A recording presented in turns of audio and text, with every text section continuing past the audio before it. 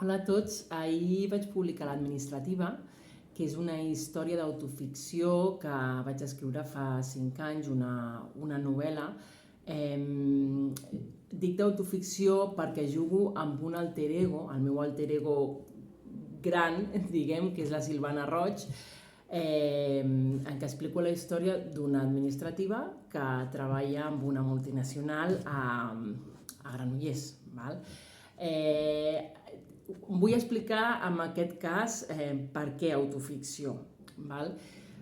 Malgrat que és una història basada en la meva biografia, jugo amb elements de ficció, com és l'alter ego, que és un element narratiu que em permet distanciar-me una miqueta de la història i del fet en si, el fet de no posar el meu nom, no? Directament, doncs això em va ajudar, no? Una mica a crear la història literàriament. Val? Que de fet, jo ja ho he explicat alguna vegada, en el cas de les novel·les, visiono les escenes com si fos una escena d'una pel·lícula. Això quan la gent que llegireu la novel·la ja ho veureu, o sigui, és molt visual, o sigui, començo, és com si fossin escenes de pel·lícules, tot i que no sóc una persona molt cinèfila. És molt curiós perquè en el cas de relatar històries de la novel·la faig capítols curts perquè donen lleugeresa, no?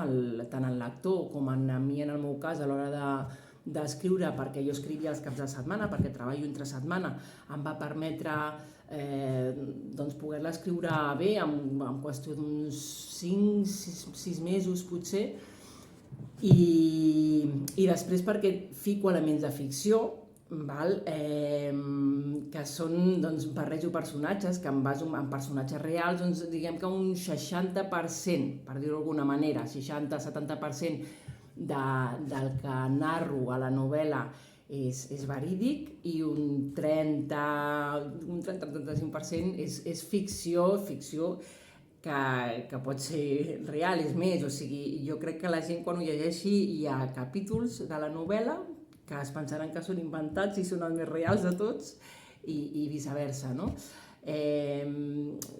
Volia explicar una miqueta amb aquest vídeo l'element narratiu o tècnic que jo he fet servir a la novel·la, no? I una miqueta el per què. El per què ja ho he explicat quan he presentat la meva novel·la, perquè fa uns 10 anys, de fet en el 2010, però la novel·la aquesta se situa entre els anys 2009 i 2014, que són els anys posteriors a la gran recessió, no? Econòmica que va haver-hi al daltabaix el 2008. Per què? Perquè és l'efecte que va tenir amb la nostra economia, amb els nostres llocs de feina i amb les nostres vides. I llavors a la novel·la es veu molt bé com a la protagonista, en aquest cas el meu alter ego, la Silvana Roig, li esquitxa tota aquesta crisi, no? És una víctima més de tantes que hi va haver a la crisi del 2008. I a partir d'aquí, a partir d'aquesta història personal, desenvolupo tota la novel·la i es veu com va evolucionant el personatge, perquè aquell fet, la protagonista, acaba desembocant, que no donaré molts spoilers, no? Amb el fet de com es converteix o comença a convertir-se més amb el fet d'abocar-se a l'escriptura, no? Però el que s'enfoca molt aquesta novel·la és amb el nivell, a tota la història laboral, tot el que envolta la protagonista a nivell laboral, molt industrial. Es veu molt el món industrial des de dintre. Quan dic industrial és literalment el món industrial des de dintre, de la fàbrica, a les oficines, els companys, com funciona tot el tema de les exportacions.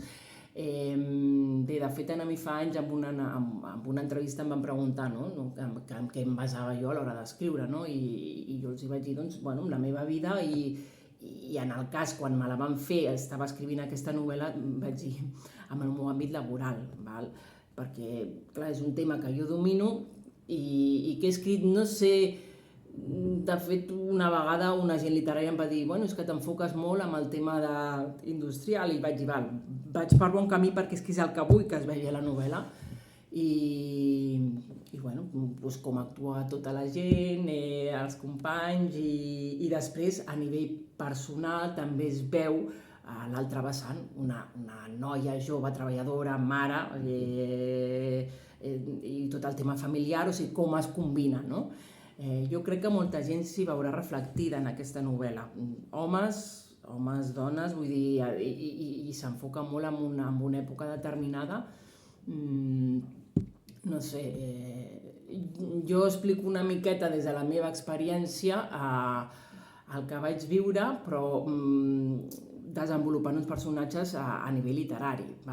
He de dir que m'ho vaig passar molt bé perquè havien passat molts anys des que va passar tota aquesta història, tot i que comença doncs, amb la crisi que va agafar la protagonista, amb la crisi d'estrès que va agafar i que va haver d'agafar una baixa laboral, però es veu molt bé com va evolucionant, i hi ha una miqueta de tot. O sigui, hi ha moments una miqueta còmics també a la novel·la, i bé, estic contenta de com ha quedat perquè és una novel·la que jo crec que es llegeix bé, són 160 pàgines, gairebé 49 capítols, i espero que la gaudiu, els que la compreu i la llegiu.